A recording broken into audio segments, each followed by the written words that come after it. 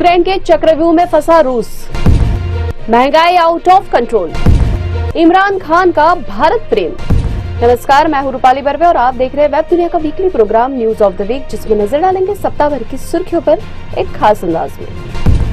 रूस यूक्रेन युद्ध को 44 दिन से ज्यादा वक्त हो चुका है। महाशक्ति समझा जाने वाला रूस ऐसा लगता है कि यूक्रेन के चक्रव्यूह में फंस चुका है, क्योंकि स्वयं व्लादिमीर पुतिन को भी इसकी उम्मीद नहीं रही होगी कि युद्ध इतना लंबा भी खींच सकता है।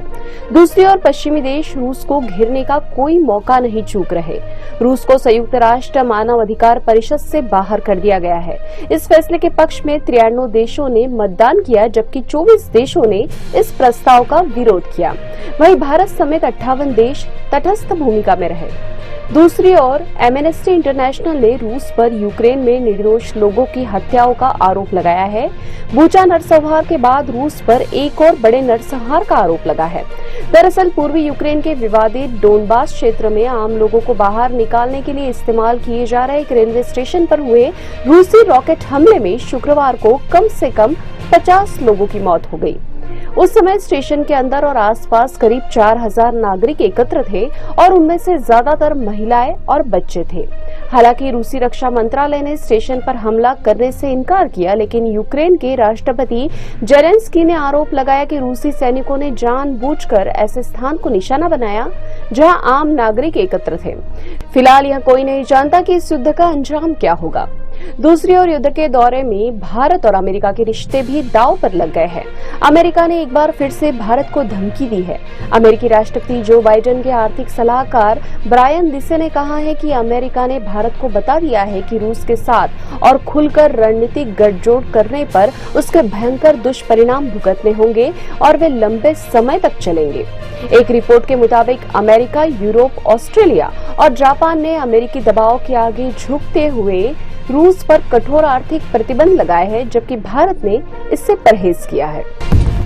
लगातार बढ़ रहे पेट्रोल डीजल के दाम और रूस यूक्रेन युद्ध के असर से देश में इन दिनों महंगाई आसमान छू रही है। घर की रसोई का खर्च करीब 30-40% बढ़ गया है।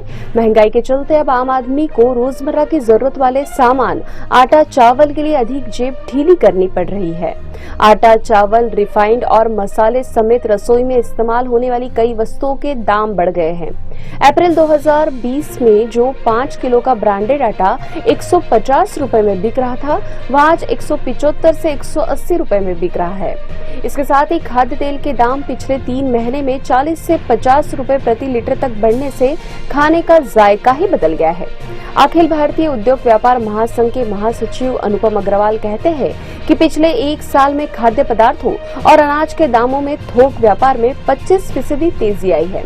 वहीं वेब दुनिया से बातचीत में ट्रक ट्रांसपोर्टर्स एसोसिएशन के सीएम मुकाती इस बात को मानते हैं कि माल भाड़ा 20 से 25% बढ़ने से आम आदमी की जेब पर सीधा बोझ पड़ेगा और रोजमर्रा का सामान 30% तक महंगा हो जाएगा।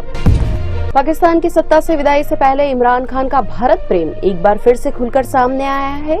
यह बात अलग है कि प्रधानमंत्री पद पर रहते हुए उन्होंने भारत से संबंध सुधारने की कभी भी कोशिश नहीं की, बल्कि भारत के विरोधी चीन के साथ गहबहलियां करते नजर आए।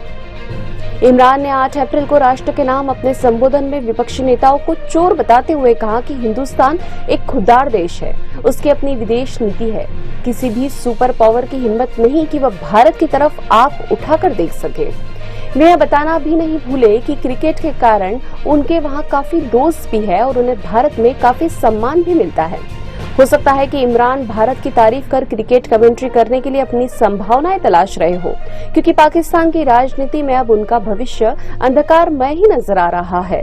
हालांकि ये बात अलग है कि उनके करीबी मित्र नवजोत सिंह सिद्धू भी इन दिनों बेरोजगार है। यह भी माना जा रहा है कि इमरान पर पाकिस्तान में देशद्रोह का मुकदमा भी चलाया जा सकता है।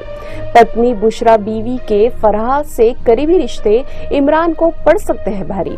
फराह पहले ही देश छोड़कर भाग चुकी है। अब खबरें संक्षेप में। भारत में 18 साल से ऊपर वाले लोगों को लगेगा कोरोना का बूस्टर डोज। कोविशील्ड वैक्सीन के लिए चुकाना होंगे 600 रुपए। गोरखनाथ मंदिर पर हमला कांड में एटीएस का दावा। मुर्तजा अब्बासी ने आईएसआईएस के खाते में भेजे थे रुपए। भारत के कई राज्यों में गर्मी का कहर। राजस्थान के आधा दर्जन जिलों में तापमान 45 डिग्री के पार। आरबीआई का बड़ा ऐलान, अब हर एटीएम पर मिलेगी कार्डलेस निकासी की सुविधा। ये थी वेब दुनिया की खास पेशकश न्यूज ऑफ द वीक। अगले सप्ताह की सुर्खियों के साथ फिर हाजिर होंगे, तब तक के लिए नमस्कार।